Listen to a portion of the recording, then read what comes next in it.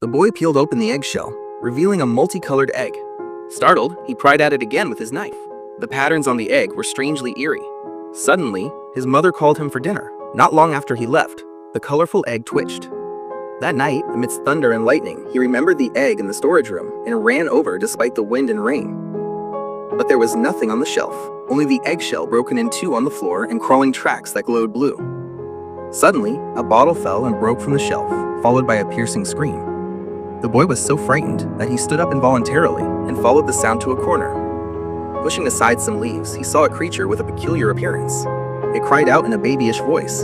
The boy tremblingly reached out to touch it, but was almost eaten. Nevertheless, the little boy took out a potato, sliced it thinly, and fed it to the little monster.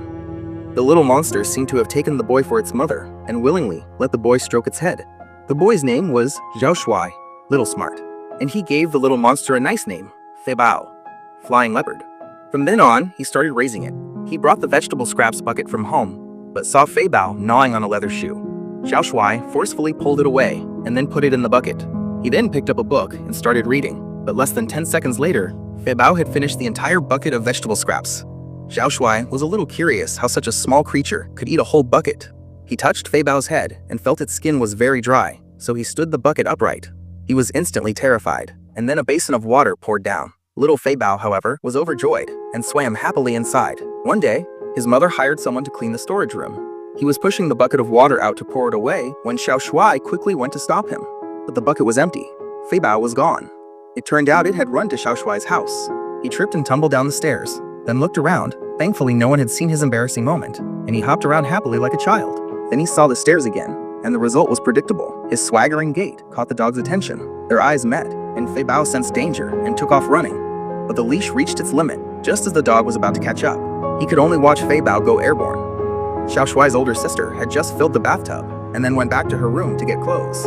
Fei Bao stealthily crawled over. The disappointed Zhao Shuai returned home and heard his sister scream. He hurried upstairs and saw that Fei Bao was encountering her, struggling to feed on her. This was his pet. But when Zhao Shuai looked closely, Fei Bao had grown several times larger. Because his mother didn't allow pets, he begged his sister to keep it a secret. His sister was also very curious about this creature she had never seen before, so she agreed. But when Fei Bao was hungry, it would make a bleeding sound, which immediately attracted the cleaner his mother had called to the room to fix the water tap. He pushed the door open and came in, seeing the siblings smiling awkwardly and looking flustered. Fei Bao had exposed himself. Fortunately, the cleaner was knowledgeable and recognized it at a glance. Legend has it that there is a monster in Loch Ness that is hermaphroditic and lays an egg before it dies of old age, so every newborn is an orphan. And there is only one. Just then, his mother's voice came.